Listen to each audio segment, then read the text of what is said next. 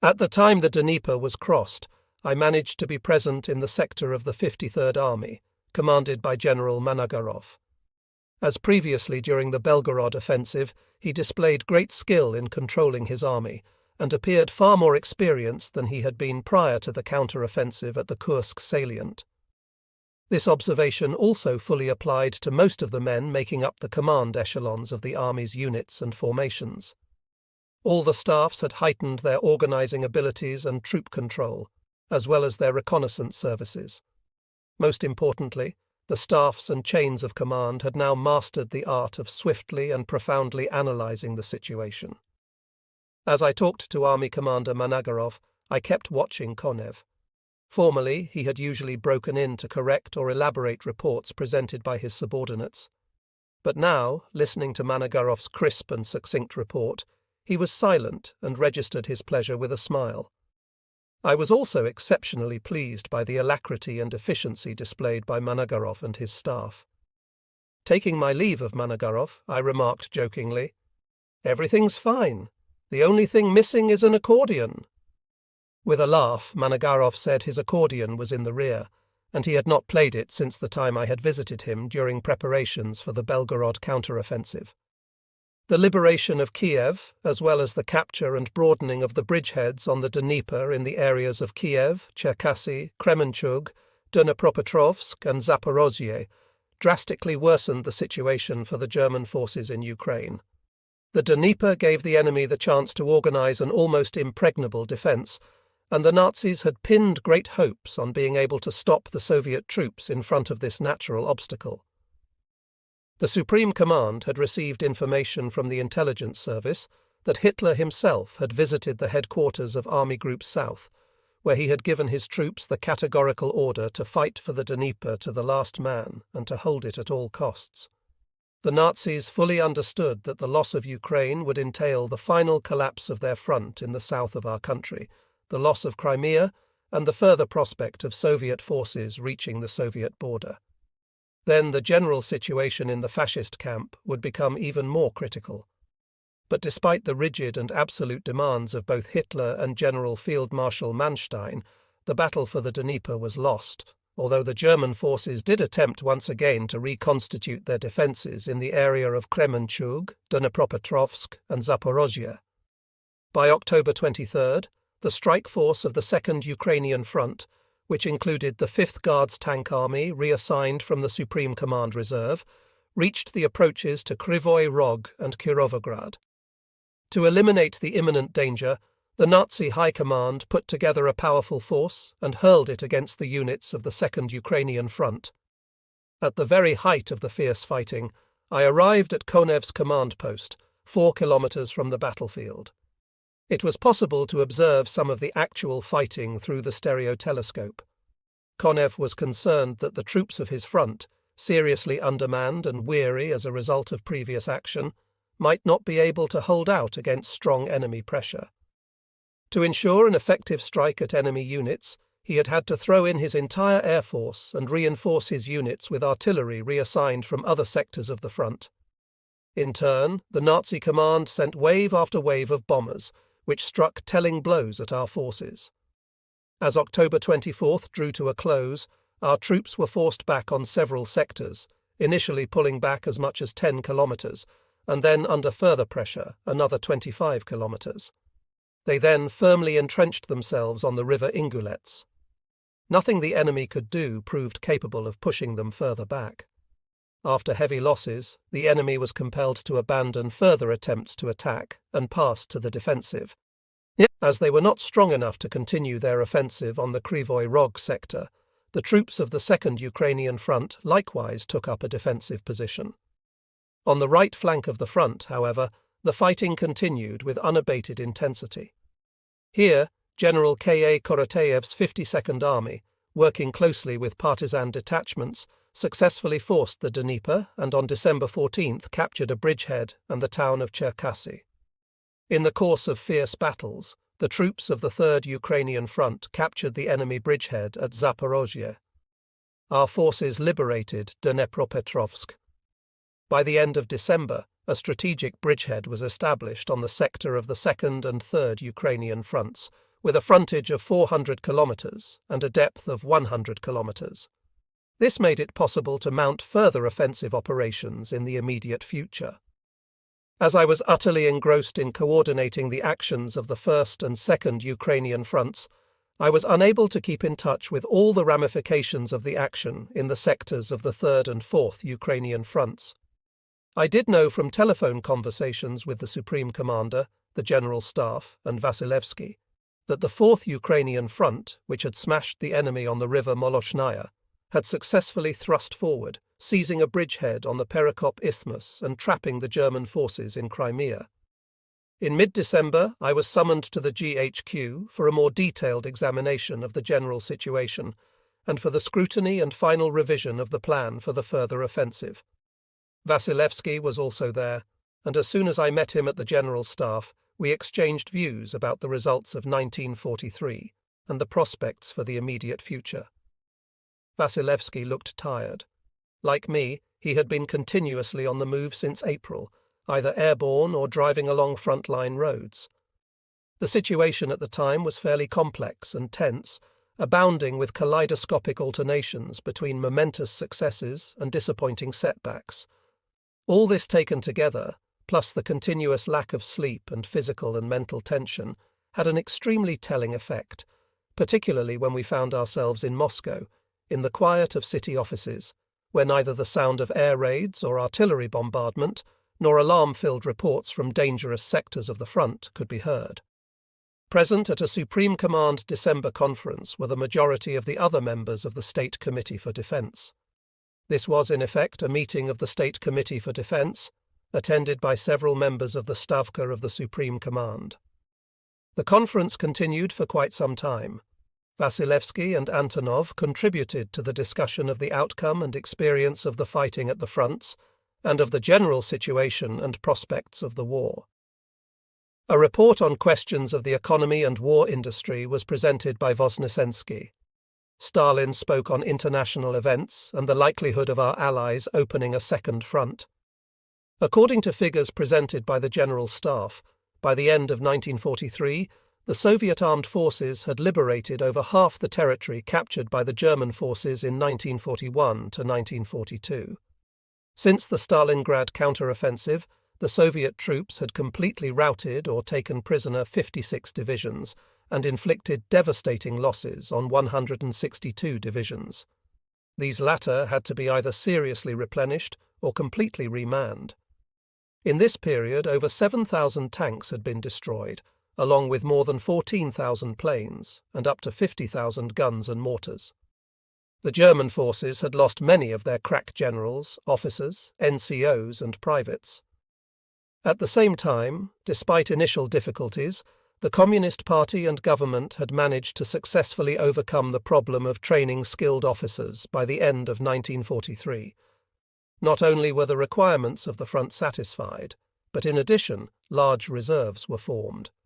Even before the great offensives of 1943, we had over 100,000 officers in reserve, who already had extensive war experience and the necessary military and technical training. That year, the number of generals in our armed forces doubled. In the second period of the war, Germany had been bled on the Eastern Front to the extent that it was no longer able to wage offensive warfare on a large scale, but it did have sufficient strength to wage active defence. By the end of 1943, to strengthen the frontline troops, which had taken a severe battering during the latter half of the war, the Nazi High Command brought up from the west another 75 divisions with large quantities of materiel, armament and material supplies. Our armed forces continued to build up their combat strength. In 1943, 78 new divisions were formed. By the end of the year, we had a total of 5 new tank armies, 37 tank and mechanized corps, 80 independent tank brigades, and 149 tank and self-propelled artillery regiments. Also, 6 artillery corps, 26 artillery divisions, 7 Guards rocket mortar divisions, and dozens of other artillery units had been newly manned.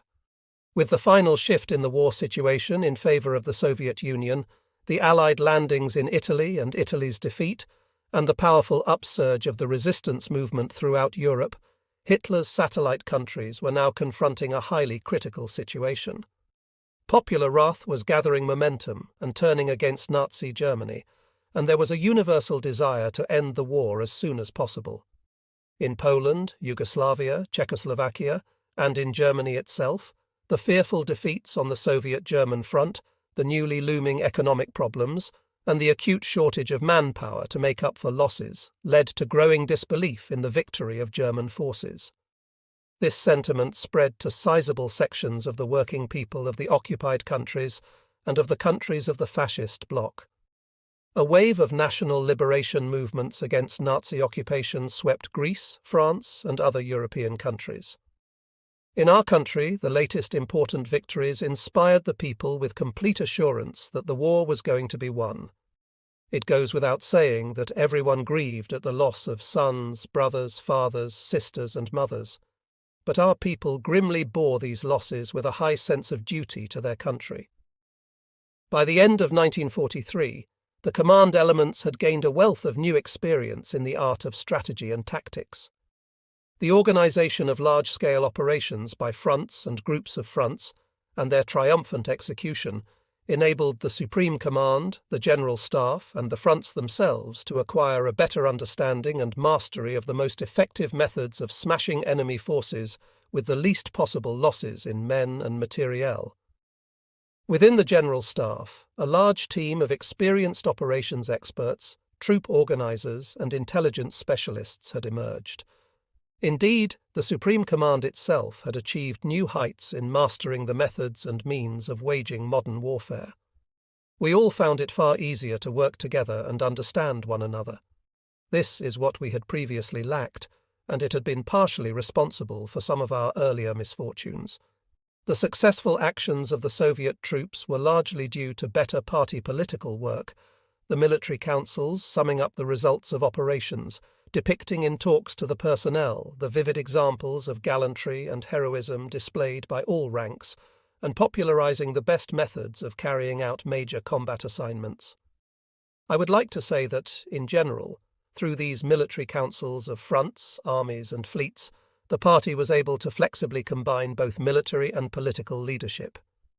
Generals and officers were now seen more often in the smaller units, where they met and talked with the NCOs and enlisted men. The chiefs of political organs and instructors also improved the direction of party political work. In this regard, I would like to pay special tribute to the work of the political departments of the First Ukrainian Front, headed by General S.S. Shatilov, and of the First Byelorussian Front, headed by General S.F. Galajev.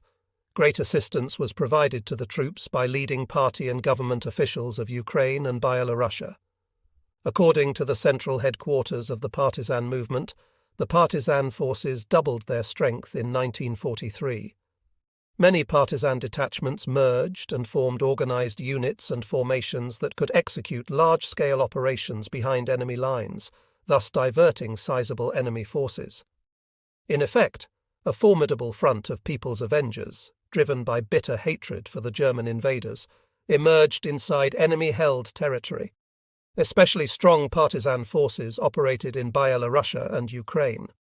The most significant in 1943 were the partisan detachments under V.E. Samutin, F.F. Taranenko, Six Kozlov, A.F. Fyodorov, An Sabarov, Zia Bogatyr, P.M. Masharov, S.A. Kovpak, M.I. Naumov, I. E. Anisimenko, Ya. M. Melnik, D.T. Burchenko, and F.F. Kapusta.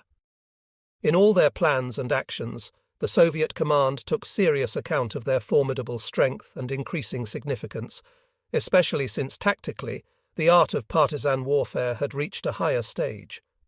The actions of these guerrilla units and formations were now mainly coordinated and planned by the military councils of the fronts and by the leaders of the party central committees of Ukraine and Byelorussia. Underground YCL organizations headed by the Byelorussian CC-YCL secretaries K.T. Mazurov and F.A. Surganov, who remained permanently in enemy-occupied territory, greatly assisted the party in organizing partisan detachments. In 1943, the partisans blew up 11,000 trains, damaged or put out of action 6,000 locomotives, and about 40,000 coaches and flat cars. and destroyed over 22,000 motor vehicles and over 900 railway bridges. These operations were organized and directed by local underground party organizations. The entire Soviet rear area had drastically changed. In 1943, there was a sharp increase in the production of armaments and ammunition. Several vital decisions on economic recovery in the liberated areas were passed in August 1943.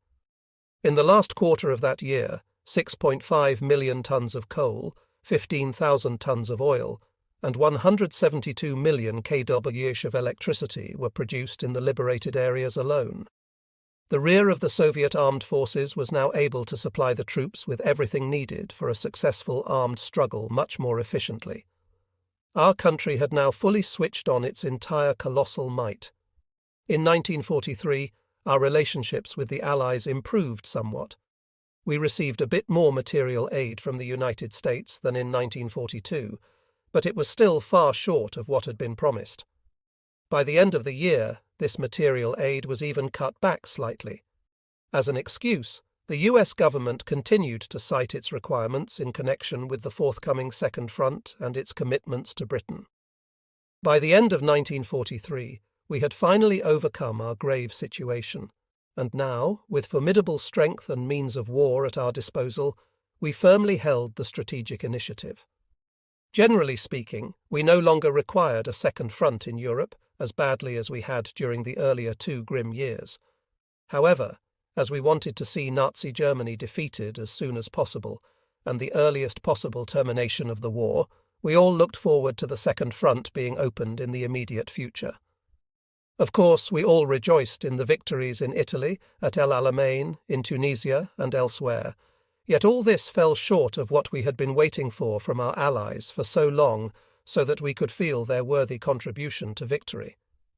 On his return from the Tehran conference, Stalin said, "Roosevelt has given his word that extensive action will be mounted in France in 1944. I believe he will keep his word, but even if he does not, our own forces are sufficient to complete the rout of Nazi Germany."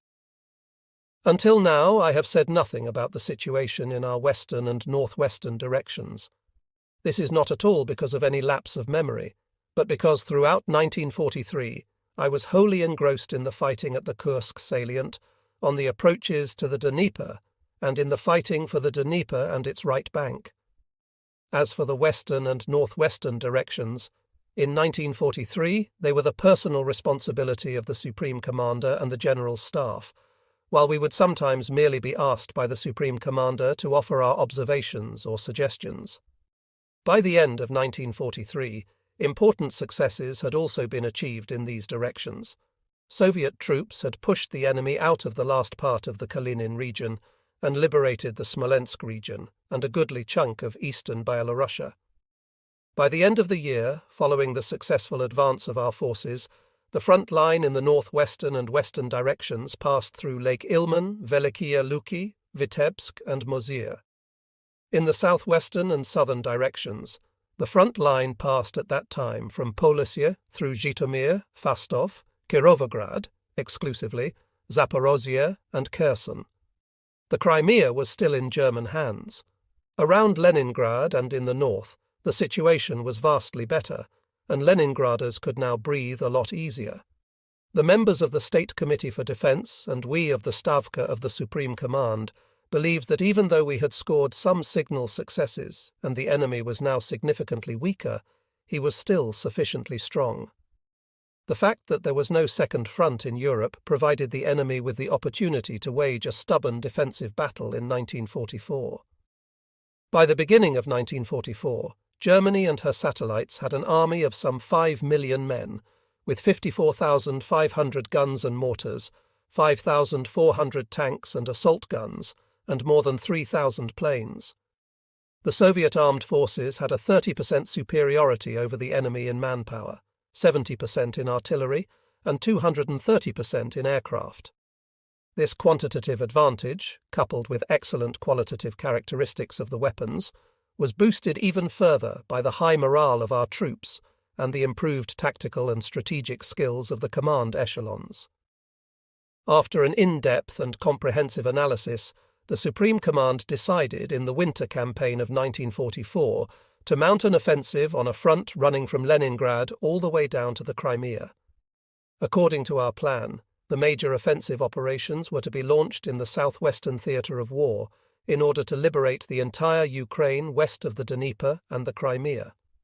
It was decided to totally smash the siege of Leningrad and to push the enemy out of the entire Leningrad region. On the northwestern direction, the troops were to reach the boundaries of the Baltic republics. The western direction was ordered to liberate as much of Byelorussia as possible. When the actions of Soviet forces in the winter of 1944 were planned, it was also decided to concentrate the principal effort on the 1st, 2nd, 3rd and 4th Ukrainian fronts to build up a greater superiority over the enemy in those sectors and to swiftly smash the forces of Army Groups South and A. As for the other fronts in the north, northwest and west, the Supreme Command decided to deploy fewer forces to avoid diverting them from the main sections of the front. After the Supreme Command conference, Vasilevsky and I spent another 5 days or so working with the General Staff to specify the tasks of the individual fronts. The Supreme Commander twice invited us to dinner in his Kremlin apartment. Once, when I was in Stalin's apartment, I made one more attempt to raise the question of encirclement operations. This time Stalin said, "We are now stronger, and our troops are more experienced. Now we can and must carry out operations aimed at encircling the German troops. All should be brought into the realization that it will be impossible to win in modern warfare without using encirclement." The Supreme Command instructed the 1st Ukrainian Front to prepare and execute the Zhytomyr-Berdichev operation to smash the opposing enemy 4th Panzer Army and thrust it back to the southern Bug. To strengthen the 1st Ukrainian Front, the Supreme Command assigned the 18th Army, the 1st Tank Army, the 4th Guards, and 25th Tank Corps to it. At the time the operation was to begin, the 1st Ukrainian Front comprised the 1st Guards, 13th, 18th, 27th, 38th, 40th and 60th Field Armies, along with the 1st and 3rd Guards tank armies. Its total strength was 63 infantry divisions, 6 tank, 2 mechanized corps, and 3 cavalry divisions. The plan for the offensive by the front envisaged the defeat of the enemy in the Brusilov area and an advance to a line running through Lyubar, Vinitsa and Lipovaya. General I.D. Chernyakovsky's 60th Army, reinforced by the 4th Guards Tank Corps, was given the responsibility of advancing from the Malin area to the river Sluch on a sector between Rogachev and Lyubar. General Pukhov's 13th Army was ordered to advance towards Korostin and Novograd-Volinsky. The 40th and 27th Armies were to thrust towards Belaya Tserkov and further on towards Kristinovka, where they were to join the troops of the 2nd Ukrainian Front. General S.A. Krasovsky's 2nd Air Army was to provide air support. On the morning of December 24th, after a 50-minute artillery and air bombardment, the troops of the main group of the front went on the offensive. The enemy defences were unable to withstand the blow, and the German forces began to hastily withdraw. Favourable circumstances enabled the 1st and 3rd Guards tank armies to be committed to battle in the afternoon. By the end of December 30th, the frontage of the thrust had been expanded to 300 kilometres, with a depth of over 100 kilometres. Our forces captured Korosten, Brusilov, Kazatin, Skvira, and many other towns and communities. The advancing troops engaged the enemy on the approaches to Zhytomyr, Berdichev, and Belaya Tserkov.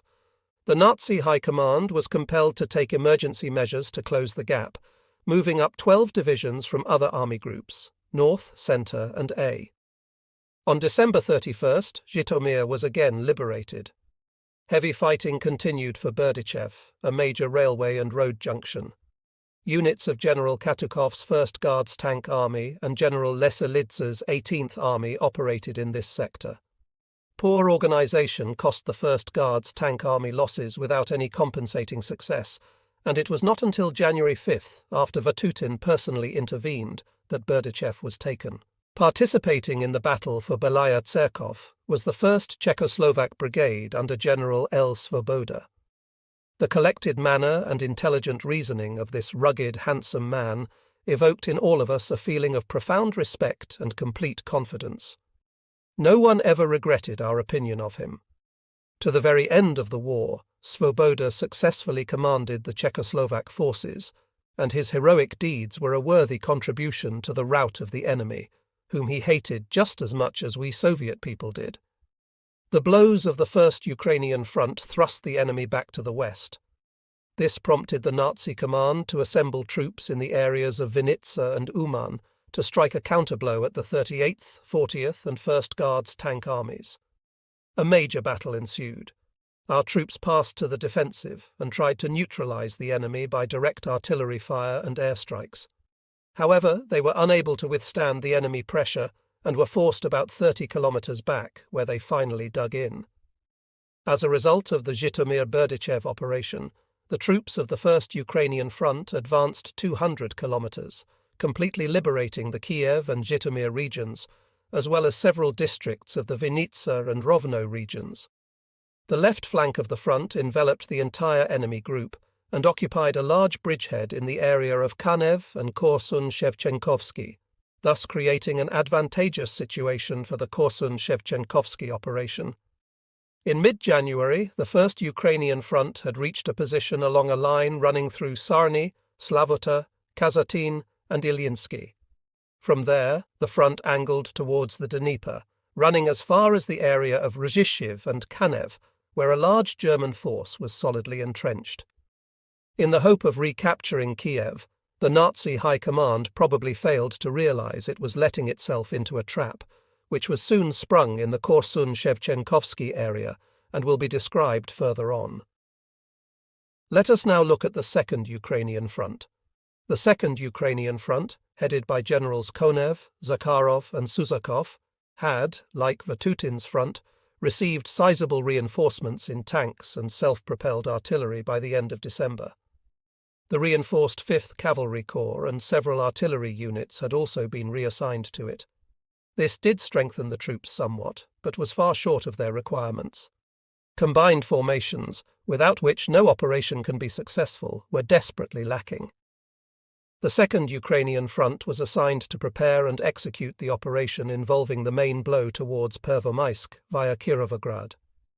The front was to have part of its forces advance in the general direction of Kristinovka, where, joining up with the First Ukrainian Front, it was to defeat the enemy in the area of Zvenigorodka-Kanev.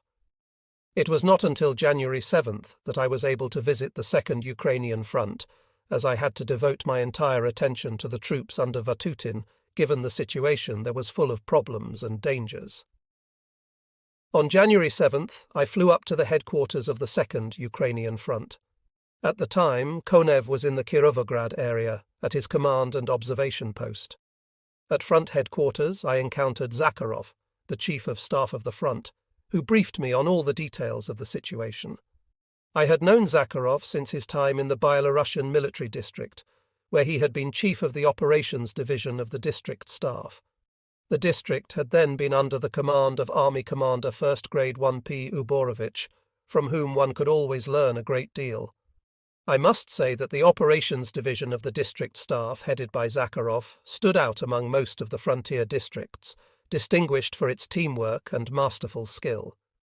Somewhat later, Zakharov successfully commanded an infantry regiment at Bobruisk. As head of staff of the Second Ukrainian Front, Zakharov was certainly a good aide to Front Commander Konev.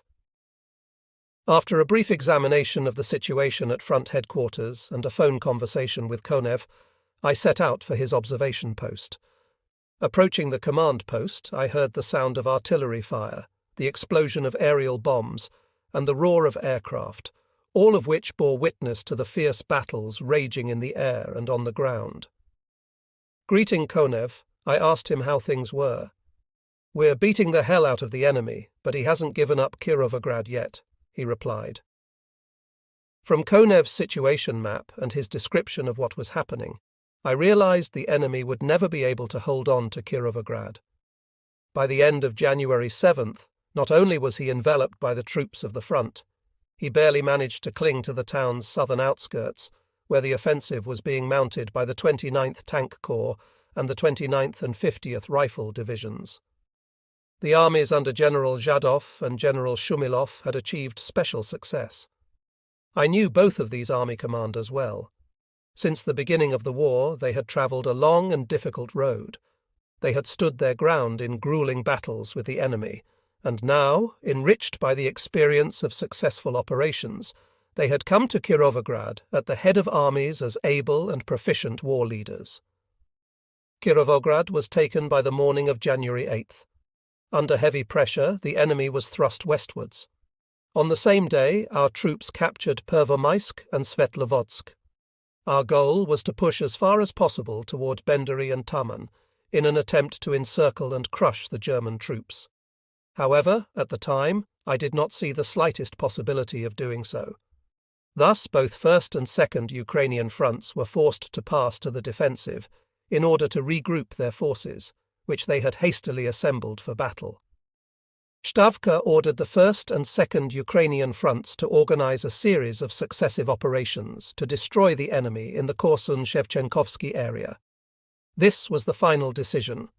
The Zhytomyr-Berdichev operation will forever go down in the history of the Great Patriotic War as one of the most decisive and brilliant operations that Soviet commanders conducted on the Eastern Front.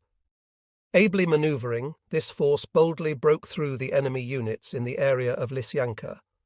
On January 28th, it joined up with the 20th Tank Corps in the town of Zvenigorodka, cutting off the major rearward communication lines of the enemy's Korsun-Shevchenkovsky group.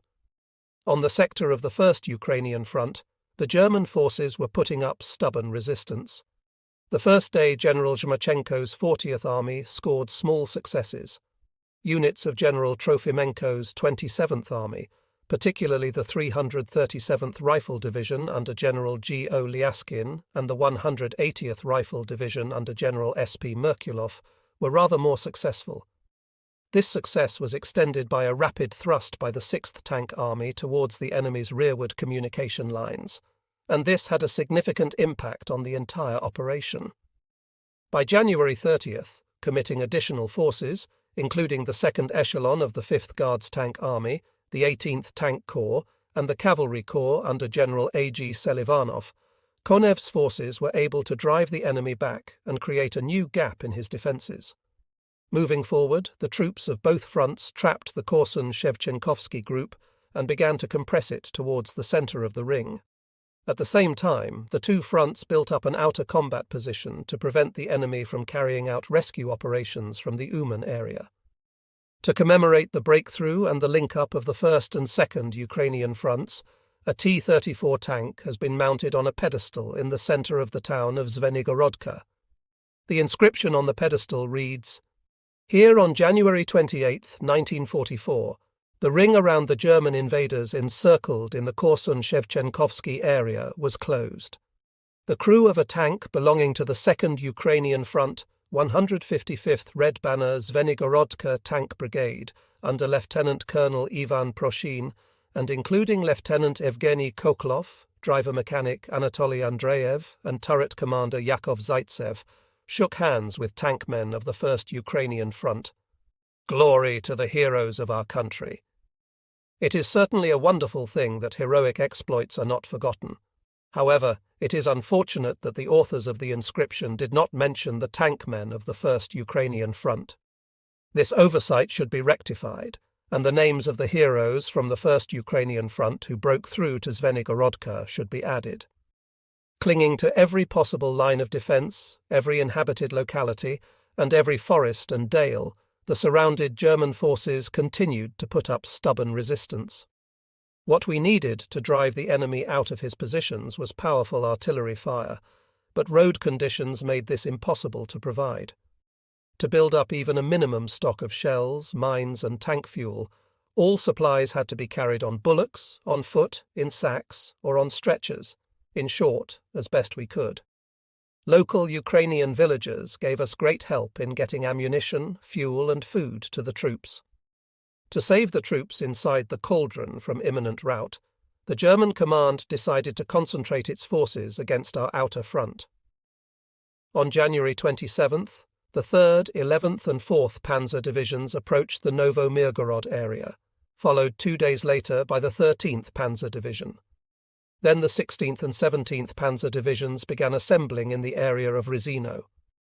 Every one of us involved in this operation to encircle the forces of the 1st and 8th German armies fully realized that the Nazi High Command was going to strike a blow from the outside to save the encircled forces.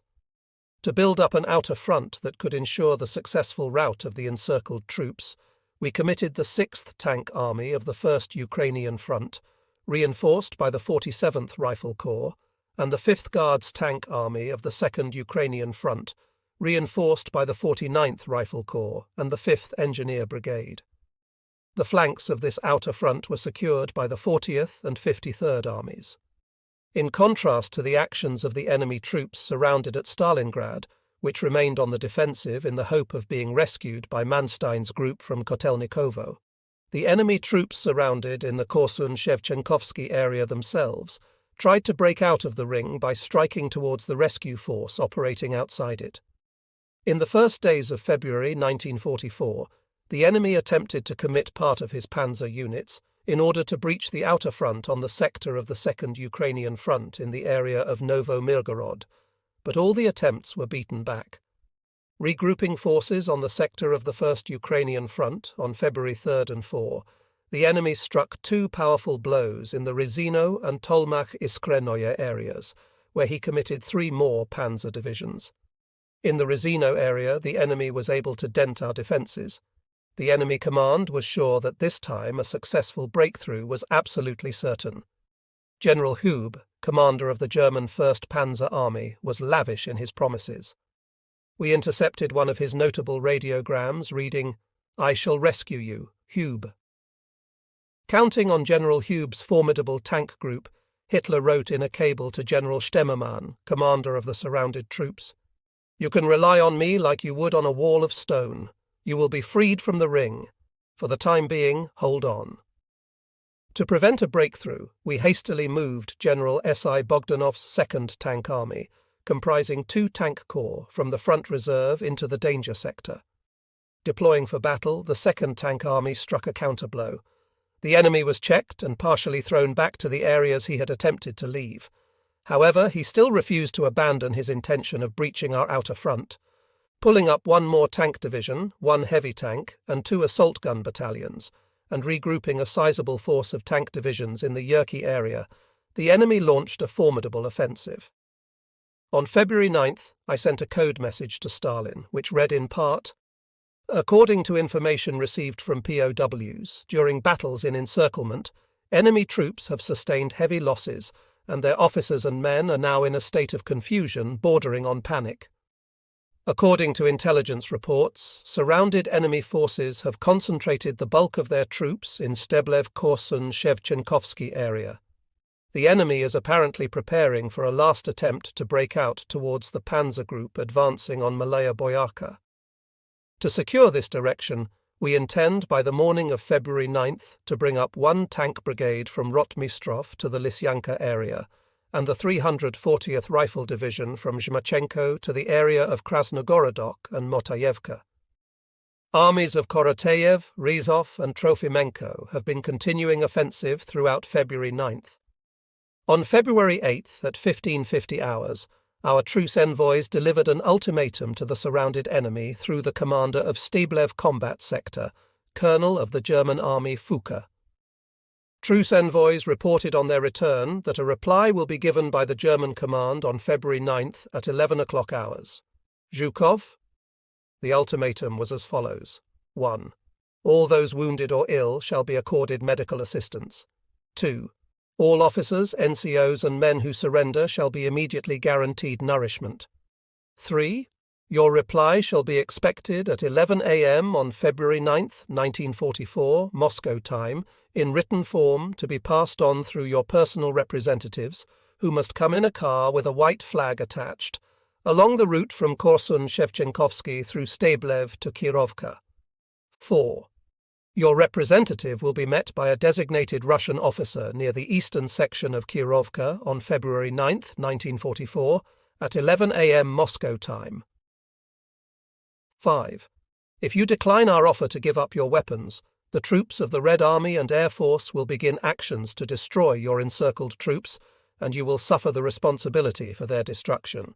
Deputy Supreme Commander-in-Chief, Marshal of the Soviet Union G. Zhukov, Commander of the Forces of the First Ukrainian Front, General of the Army N. Vatutin, Commander of the Forces of the Second Ukrainian Front, General of the Army 1 Konev. Leaflets with the following message were scattered among enemy troop displacements. To all the officer corps of the German troops encircled in the Korsun-Shevchenkovsky area, the 42nd and 11th Army Corps are completely surrounded. The troops of the Red Army have encircled this group in a ring of iron. This ring of encirclement is getting tighter and tighter. All your hopes of being saved are in vain. The attempts by air transport to come to your aid and break through the encirclement will fail. Even in air attacks, your fuel supplies are being destroyed, your units are being shot at by our troops from the ground. Therefore, we urge you to take advantage of our offer. We guarantee that all officers, NCOs and men will be fed, and that all of you will receive medical attention if you are wounded or ill. To break the silence imposed by the ultimatum, and as a propaganda measure, I decided to demonstrate the capabilities of our Air Force. On February 9th, bombers and fighters flew over the encircled troops and dropped bombs and pamphlets urging them to surrender. After 2 hours, we received an ultimatum from Colonel Fouque to the German commander. On behalf of your commander, we have been instructed to request that you extend the time for a response until 15 o'clock hours. The response was met by a total refusal to capitulate. As a result of our bombers' action and the relentless artillery barrage on the encircled forces, enemy soldiers began abandoning their positions and seeking shelter in the nearby woods. By the evening of February 9th, a considerable part of the German troops began to disband. Realizing that they were in a hopeless situation, they began surrendering en masse.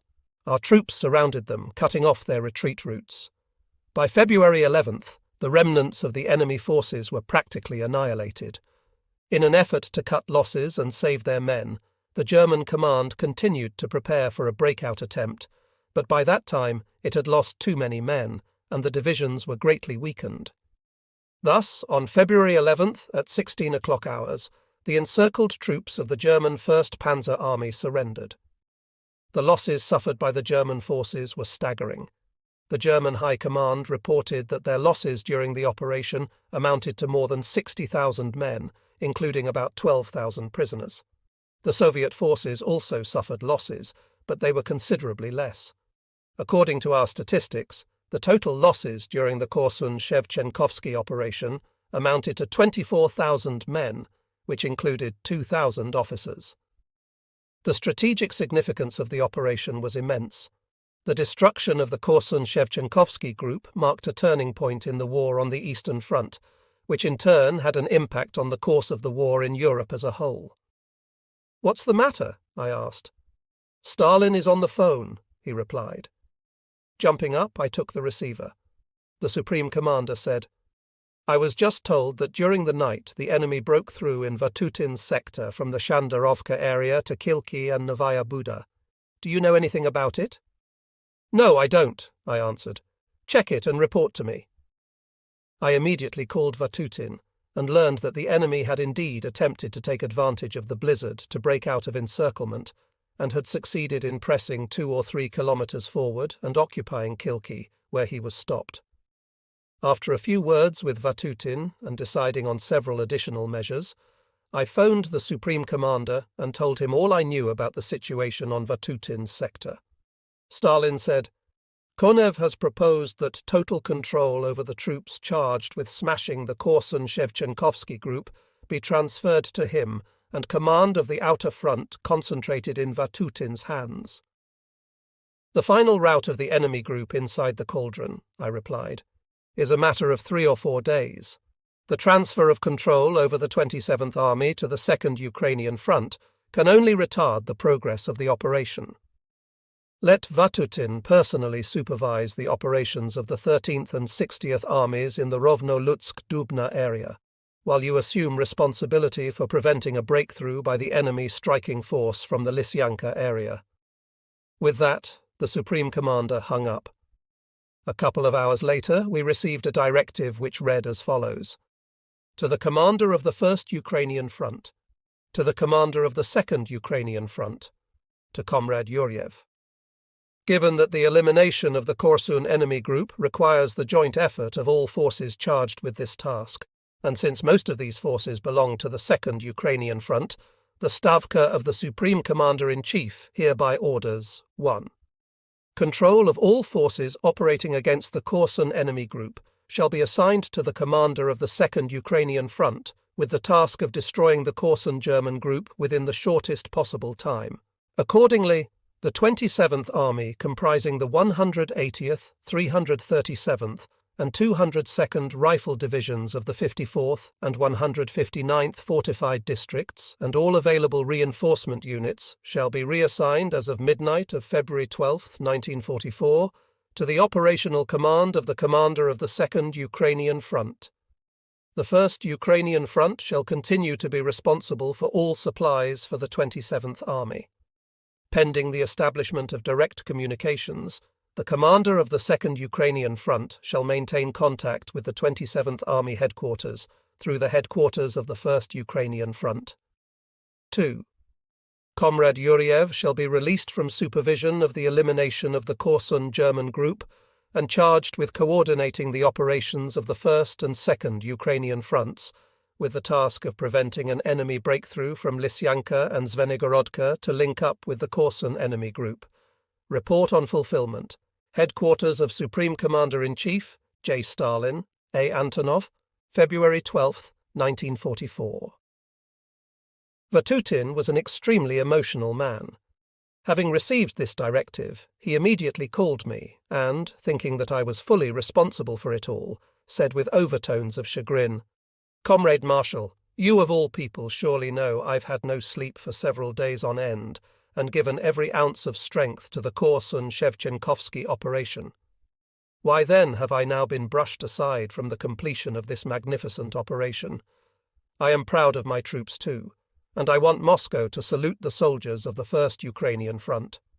Nikolai Fedorovitch, this is an order from the Supreme Commander. You and I are soldiers, so let us carry out our orders without argument. The order will be obeyed." After February 12th, despite all his attempts, the enemy was never able to break through from the Shandarovka area to Lysyanka. On February 14th, the troops of the 52nd Army of the 2nd Ukrainian Front occupied the town of Korsun-Shevchenkovsky. The ring around the surrounded enemy troops continued to press inwards. The German generals, officers and men realized that the promised rescue would never materialize, and they would now have to rely on their own strength alone. According to prisoners of war, their units were overwhelmed by utter desperation, especially when they learned that many of their division commanders and staff officers had fled by plane. On the night of February 16th, there was a heavy snowstorm. Visibility was reduced to 20 meters. This blizzard gave the Germans a glimmer of hope, and they attempted to break through to Lysyanka in order to join up with Huber's group. The attempt was stymied by Trofimenko's 27th Army and the 4th Guards Army of the 2nd Ukrainian Front. A particularly heroic fight was put up by the cadets of the school battalion of the 41st Guards Rifle Division under Major General K.N. Tsvetkov. Throughout the morning of February 17th, a fierce battle raged to crush the thrusting columns of German forces, and most of them were routed and captured. Only a few tanks and armoured personnel carriers carrying generals, officers and some SS men managed to break out of the ring. As we had expected, it was all over for the surrounded group by February 17th. According to the information presented by the 2nd Ukrainian Front, 18,000 men and the entire materiel of the group were captured. On February 18th, Moscow saluted the troops of the 2nd Ukrainian Front. Not a word was said about the troops of the 1st Ukrainian Front. I feel that was a mistake on the part of the Supreme Commander. There is no denying that success in surrounding and destroying an enemy group depends on the action of both the inner and outer fronts. In this instance, equal success was achieved by the brilliant action of both fronts, Vatutin's and Konev's. By the end of February 1944, the successful operations of the two Ukrainian fronts had created a favorable situation for completely expelling enemy forces from the entire territory of Ukraine west of the Dnieper. The First Ukrainian Front, whose right flank had captured the Lutsk, Shumskoye and Shepetovka areas, emerged to face the flank of the Proskurov-Vinnytsia enemy group, while the Second Ukrainian Front established departure positions for a blow through Uman on the Mogilev-Podolsk sector. The Third Ukrainian Front reached the line of Krivoy Rog, Shirokoye and Kochkarovka, ready to strike on the Tiraspol-Odessa sector. Between February 18th and 20, I was at the GHQ, where I reported to the Supreme Commander on the plan of further operations. Stalin ordered me to resume coordination of the actions of the First and Second Ukrainian fronts and to immediately begin an offensive. On February 21st, I arrived at the headquarters of the First Ukrainian Front and immediately passed on to Vatutin and the members of the front's military council the instructions I had received from the Stavka. After rechecking the situation and the tasks approved by the Supreme Command, the fronts began to accelerate the preparations for new offensive operations and their material support, which, because of the spring thaw in Ukraine, presented enormous difficulties. It was particularly hard to stock up shells, mines, bombs, fuel and food supplies directly in the units. Considering the muddy and waterlogged terrain, the Nazi High Command believed the Soviet forces would never be able to advance in such conditions, and it would therefore have ample time to regroup its troops and fortify its defences. We decided to capitalize on this miscalculation and strike a series of crushing blows when the enemy least expected them. Briefly, we once again decided to employ the stratagem of operational suddenness, which the Soviet command elements had now firmly mastered. In accordance with the plans of the Supreme Command, the First Ukrainian Front was to mount its major blow from the area of Dubno, Shepetovka and Lyuba on the general sector of Chernovtsi, to smash the Proskurov-Vinnytsia Kamenets-Podolsky group of enemy forces. Once it reached the Carpathian foothills, the plan was to slash the strategic front of the enemy and thus deprive him of any chance for manoeuvring along the shortest possible routes. Provided this operation was successful, the entire southern group of German forces would have to utilize communication lines solely through the Foksani Gates, through Romania and Hungary, which involved great distances.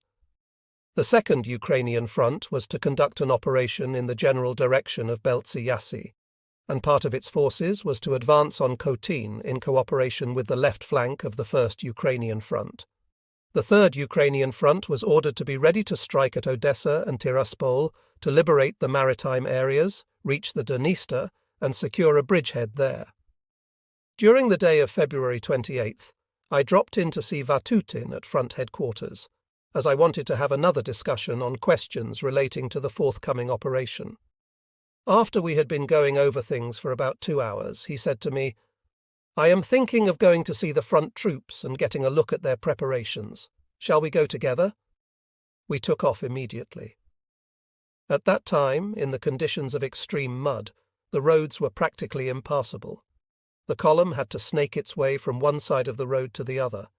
The vehicles kept getting stuck and were moved by towing. It took us 3 hours to cover a distance of just a few kilometres. Arriving at the 1st Brigade, we were greeted by Brigade Commander and his men with enthusiasm. Everyone was happy that the day of revenge on the Germans was nearing. I was pleased to see how firmly they were convinced that they were to destroy the enemy and win back their motherland. After the visit to the brigade headquarters, we made our way to a company of tankers, where I was received even more warmly. The tank crews were so roused that they called out to me, "We are not going to surrender our tanks to anyone." A company commander suddenly jumped up and asked me, "Comrade Marshal, will you promise us we will be given proper recognition for our work in battle?"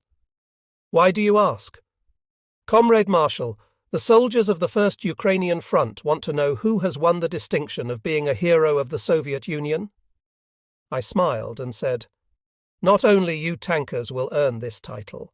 All the troops will get medals and orders. All of you will be heroes in this war." I assured them I was convinced that victory was near and that their work would surely be rewarded. We parted company in the best of spirits. I had noticed earlier that Vatutin was somewhat restrained. Later on, as we were returning to headquarters, I asked him, "What's the matter, Nikolai Fedorovitch? You're not yourself today." "I'm worried about the snow. It might hurt our attack." "I think it's going to help us. We will strike a blow at the enemy's forces, catching them unawares, while they will not be able to see us clearly either." Vatutin said nothing more, but I noticed that, despite his confidence in the troops, he was experiencing some anxiety. He had always been somewhat pessimistic when it came to weather forecasts, and this time was no exception. I returned to my headquarters to finalize my orders to the commanders of the fronts. But I couldn't dismiss from my mind the picture of the preparations being made by the troops for the upcoming offensive. On the morning of March 2nd, I received word from Vatutin that the enemy was intensively reinforcing its defences along the entire line of the front, but was unaware of our impending blow. He expressed his concern about the tactical deployment of the German troops.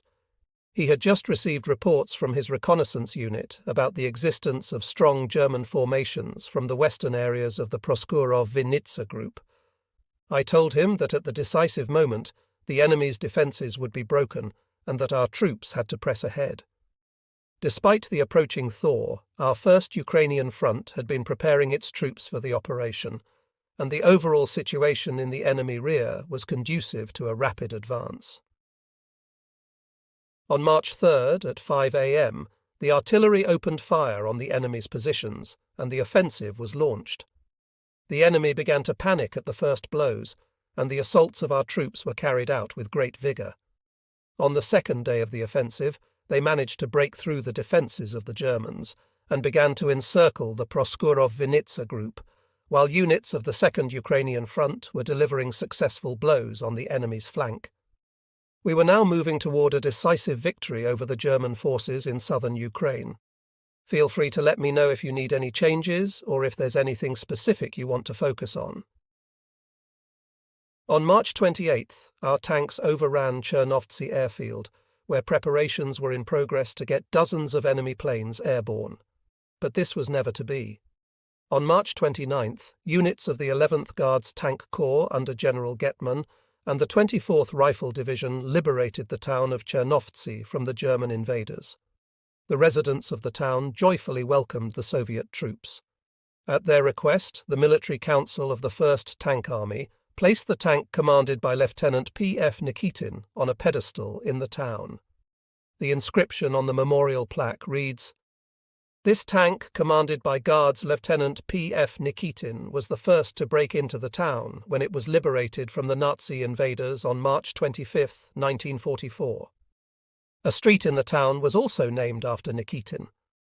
By the end of March, the enemy group numbering 23 divisions, including 10 panzer, 1 motorized and 1 artillery, was for the most part surrounded. Moving in for the kill against the surrounded enemy group from the east were the 18th and 38th Armies. Some units of the 1st Guards Army and the 1st and 4th Tank Armies, excluding the 8th Mechanized Corps, crossed the Dniester and cut the enemy's southern communication lines. At the critical moment, our troops operating on the inner front found themselves seriously undermanned, short of artillery and ammunition, which could not be brought up quickly enough because of the bad roads. The 3rd Guards Tank Army, which had sustained heavy losses, was ordered by the Supreme Commander to withdraw and await reserves. By the end of March, the 4th Tank Army was in the Kamenets-Podolsky area and also severely undermanned. All these factors together meant that no vigorous action was taken to split up the surrounded enemy group. As I retrospectively analyse the whole operation today, I think that the 1st Tank Army should have been turned from the Chertkov-Tolstoye area to the east to strike at the surrounded group. However, we had reliable intelligence from various sources that the surrounded enemy intended to attempt to break through southward across the Dniester to the Zaleshchiki area. At the time, this seemed an extremely reasonable and likely course of action. In this event, the enemy could cross the Dniester and easily occupy its southern bank, where it could organize a defense. Making this easier was the fact that the 2nd Ukrainian Front's 40th Army on the right flank had still not reached Kotin by March 30th. Given the situation, we felt it necessary to envelop the enemy with the 1st Tank Army as deeply as possible by moving its main forces to the other side of the Dniester to capture the area of Zaleszczyki, Chernovtsi and Kolomia. However, when the German command of Army Group South learned that our troops had severed the southward lines of retreat, it ordered the encircled forces to try and break through not to the south, but to the west through Bukac and Podgaitsi. As we subsequently found out from captured documents, the command of Army Group South assembled a task force, including the 9th and 10th SS Panzer Divisions. On April 4th, it struck a powerful blow at our outer front from the Podgaitsi area.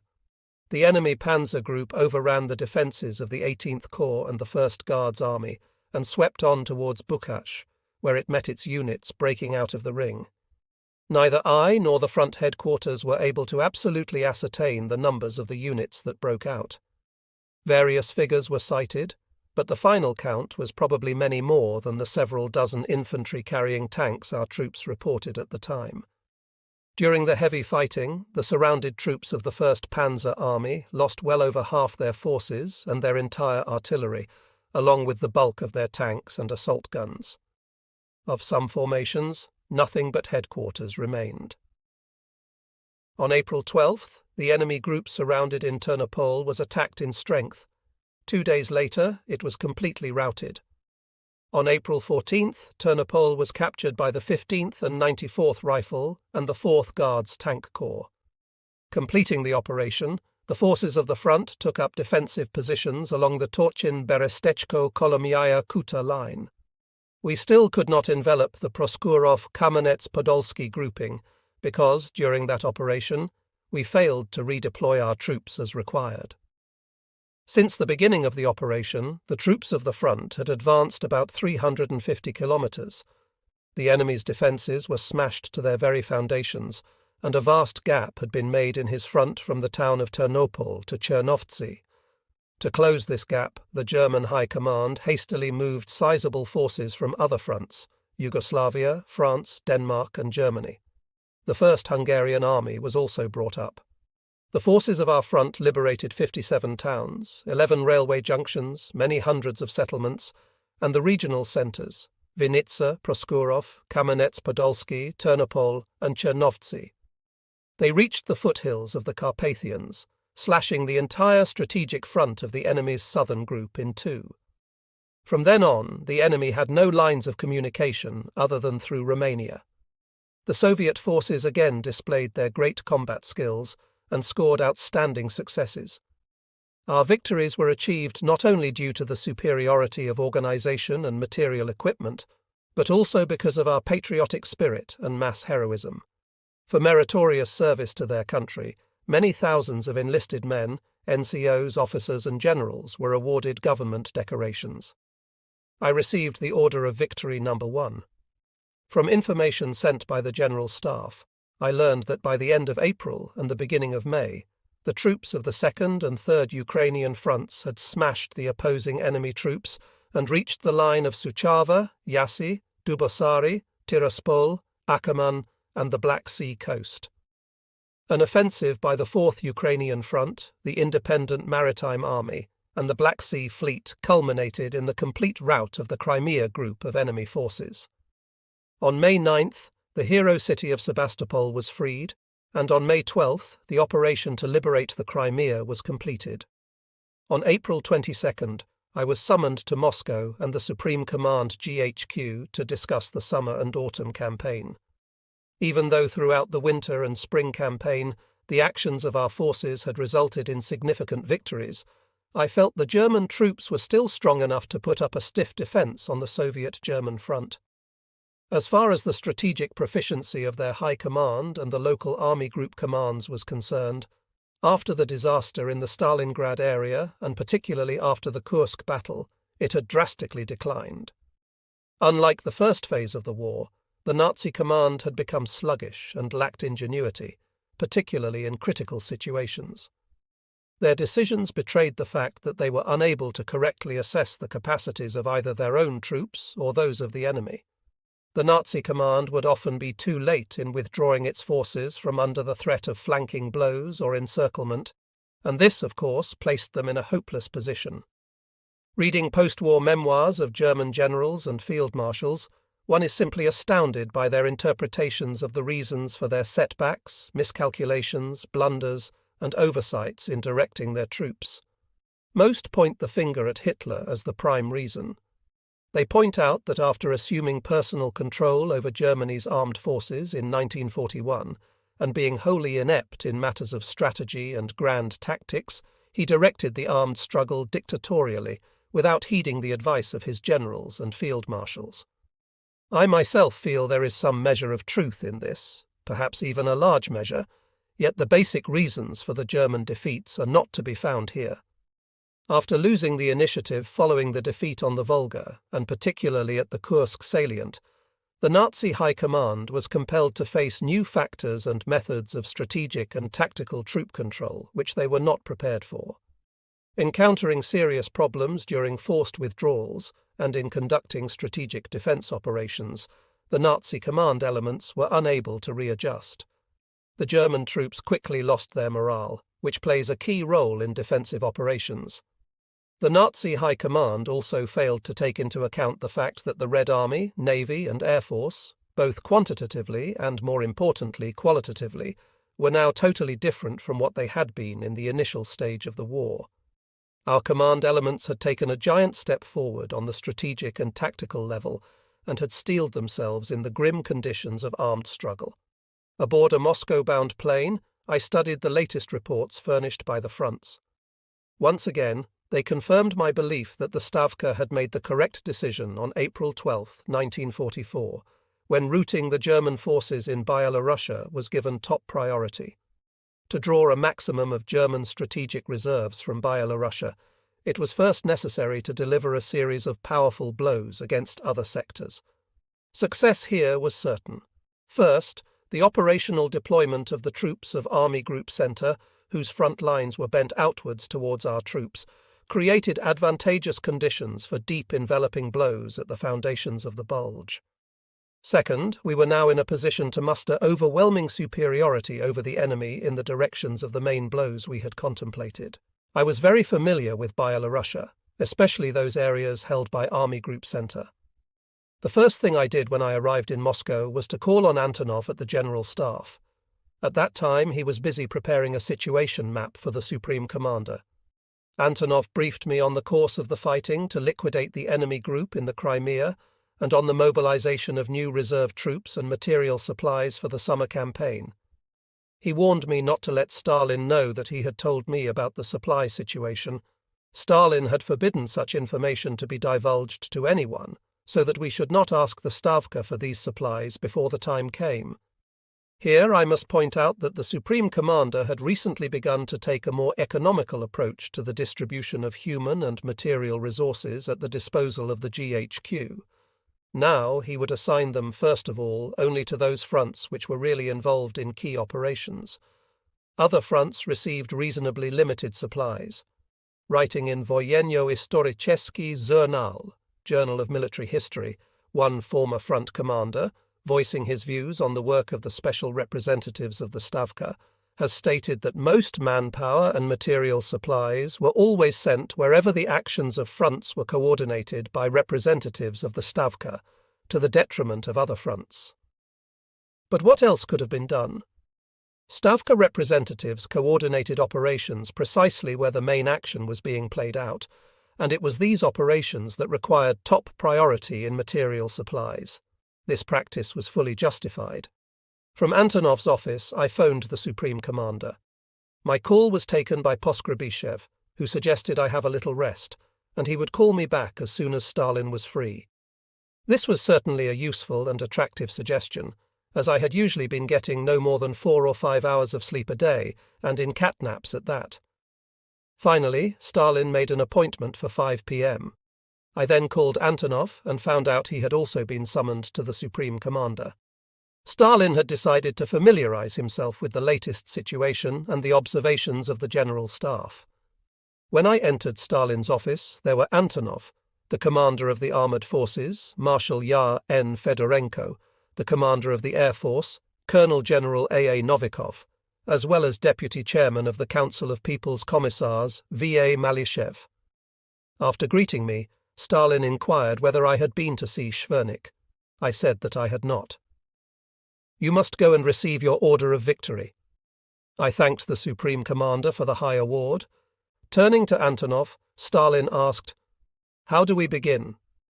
"Allow me to make a brief report on the situation on the fronts as of noon today," said Antonov. After a quick review of the events on all strategic directions, Antonov set forth the General Staff's predictions regarding possible German actions in the summer campaign of 1944. As far as suggestions about the possible actions of Soviet forces during the summer period were concerned, Antonov made no mention of them. I realized that he had decided to voice his opinion only whenever the Supreme Commander himself would directly ask for them. Addressing the Air Force Commander, General Novikov, Stalin inquired about the state of the Air Force and asked specifically whether the aircraft supplied by the industry would be sufficient to provide adequate replacements for the front air armies and for long-range aviation. After hearing Novikov's replies, which were extremely optimistic, the Supreme Commander suggested that Marshal Fedorenko report on the state of the armoured troops and the chances of their being fully manned by the beginning of the summer campaign. Throughout it all, I felt Stalin knew all the figures beforehand, but probably wanted to brief all those in attendance through those who were directly responsible before asking us what we thought. We were already accustomed to this method that Stalin employed for discussing problems. Stalin casually packed his pipe, put a match to it, and started it going. Then, taking a deep puff and exhaling, he said, "Now let's hear what Zhukov has to say." And with that, he approached the map which Antonov had used in his report. Taking my time, I spread out my own map, which was somewhat smaller than the General Staff map, although equally well detailed. The Supreme Commander walked up to my map and perused it with the utmost attention. I began by agreeing with Antonov's basic observations regarding the most likely actions by the German troops and the problems they would have to encounter on the Soviet-German front in 1944. At this point, Stalin interrupted me and said, "These will not be the only problems.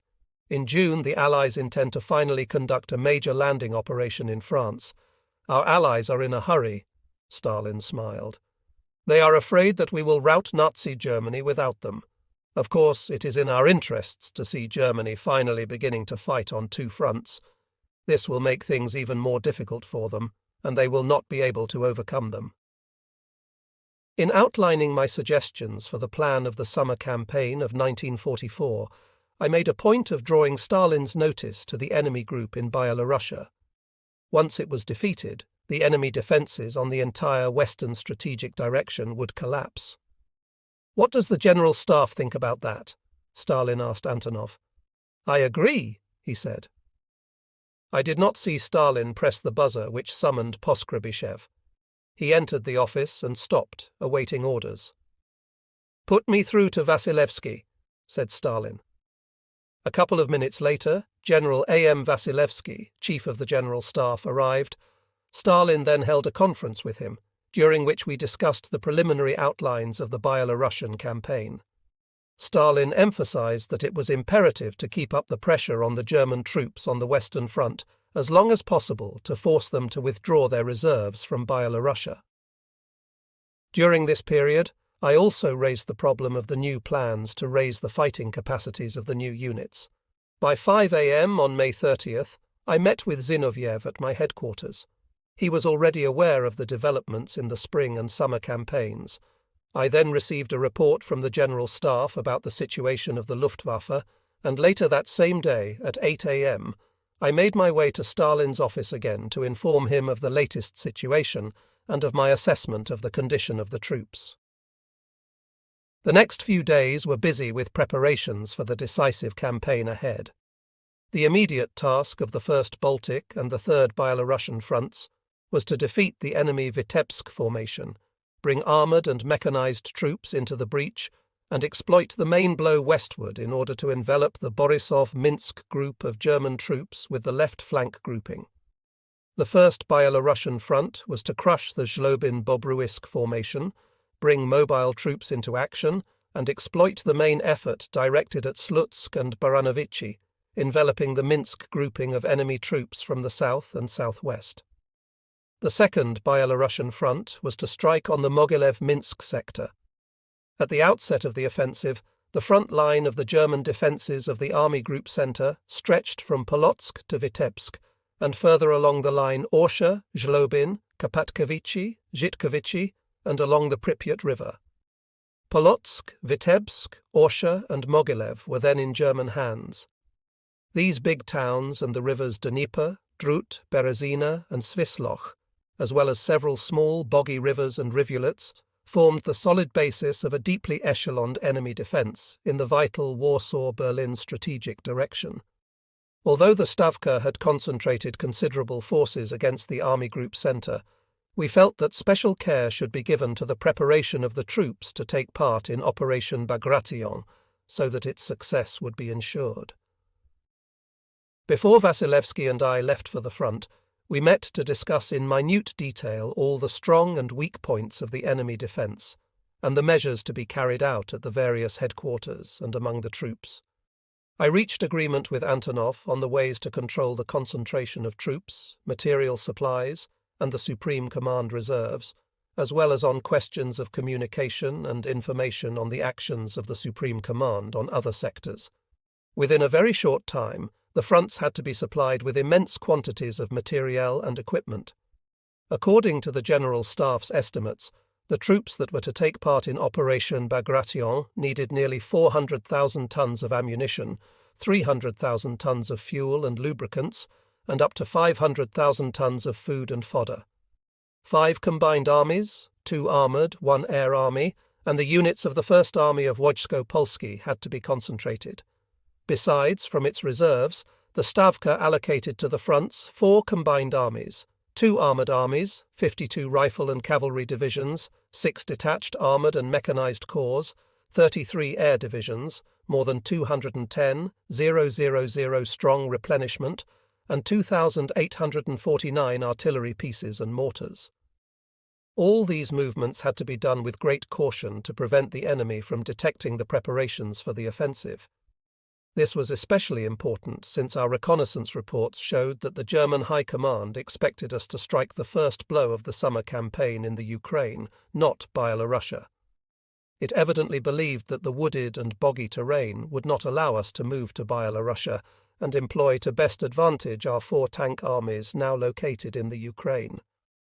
According to the Supreme Command plan, the troops of the First Ukrainian Front were to move into action in the second phase of the Byelorussian operation, when the troops of the right flank of the First Byelorussian Front had smashed the Bobruisk-Minsk-Slutsk enemy formation and reached the Volkovisk-Pruzhany line. The Supreme Command attached great importance to this operation by the First Byelorussian Front and concentrated its main forces and materiel there. Since I was responsible for coordinating the actions of the First and Second Byelorussian fronts, and in the second stage also of the First Ukrainian Front as well, I concentrate here primarily on the operations of these 3 fronts. Early in the morning of June 5th, I arrived on the directions of the Supreme Commander at the command post of the First Byelorussian Front at Durovichi, where I met Rokossovsky, member of the Military Council Bulganin, and Chief of Staff Malinin. After examining questions relating to the plan of the operation, Rokossovsky and I had a detailed discussion of the situation on the right flank of the front with the Field Army commanders, Commander of the Air Army General Rudenko, Commander of the Front Artillery General Kazakov, and Commander of the Armoured and Mechanized Troops, General Orel. We reached agreement on the planning and practical steps in preparing the operation. Special attention was given to a meticulous study of the terrain in the battle area and to the reconnaissance of the enemy defence system, as well as to the preparation of the troops, headquarters and logistic support for the commencement of the operation. During the next 2 days, June 6th and 7, Rokossovsky and I, along with the Supreme Command representative Yakovlev and General Kazakov, carefully studied the situation in the Rogachev-Zlobin area, which was the sector of the 3rd and 48th Armies. Here, at the observation post of Army Commander Gorbatov, we heard reports from General Joludev, commanding the 35th Rifle Corps and commander of the 41st Rifle Corps Urbanovich. On June 7th, similar work was done in the sector of the 65th Army, commanded by General Beitov. We gave particular attention to a study of the terrain and the enemy defences in the area of the 69th and 44th Guards rifle divisions of the 18th Rifle Corps, where our main strike was planned. In accordance with the plan of the Supreme Command, the front commander, General Rokossovsky, conducted detailed additional reconnaissance and decided to penetrate the enemy defence by two striking forces, north of Rogachev and south of Parichi. Their immediate task was to rout the confronting enemy, surround the Zlobin-Bobruisk group by converging thrusts, and eliminate it. Once Bobruisk was liberated, the bulk of the front's troops were to advance via Slutsk in the general direction of Baranovichi. Part of the forces were to strike at Minsk via Osipovichi and Pukovichi in conjunction with the Second Byelorussian Front. According to our estimates, the First Byelorussian Front had sufficient troops and materiel to carry out this operation. The Rogachev attack group included the Third Army, commanded by Lieutenant General A.V. Gorbatov, the 48th Army, commanded by Lieutenant General P.L. Romanenko, and the 9th Armoured Corps under Major General B.S. Bakarov. The Parichi group consisted of the 65th Army, commanded by Lieutenant General P.I. Batov, and the 28th Army, commanded by Lieutenant General A.A. Luchinsky. A mechanized cavalry group under Lieutenant General I.A. Pliev and the 1st Guards Tank Corps under the command of Major General M.F. Panov were to enter the breach made by the southern Parichi grouping. The striking groupings were supported by the 16th Air Army, commanded by Colonel General S.I. Rudenko. The front also had operational control over the Dnieper flotilla, commanded by Captain V.V. Grigoriev. The main problem in the offensive of the First Byelorussian Front, especially its southern Parichi grouping, was to negotiate the difficult wooded and boggy terrain. I knew the area well, as I had served there for more than 6 years and had walked the length and breadth of the country. I had done quite a bit of duck shooting in the swamps near Parichi, which abounded in water and forest game. As we had thought, the German command did not expect us to attack in that area, so our troops faced isolated pockets of resistance and no solid defence lines. In the Rogachev area, the German defences were stronger, with the approaches covered by enemy fire. As I have said, the Second Byelorussian Front, then commanded by Colonel General Zakharov, member of the Military Council Meklis, Chief of Staff Lieutenant General Bogolyubov, was to strike a secondary blow on the Mogilev-Minsk sector. It did not have sufficient means to break through and conduct an offensive simultaneously with all the armies of the first echelon, and to push the enemy out of the region east of Mogilev before the striking forces of the 1st and 3rd Byelorussian fronts had reached the deep rear of the Army Group centre was of no use. At the decision of General Zakharov, the blow on the Mogilev sector was to be made by the reinforced 49th Army under General I.T. Grishin.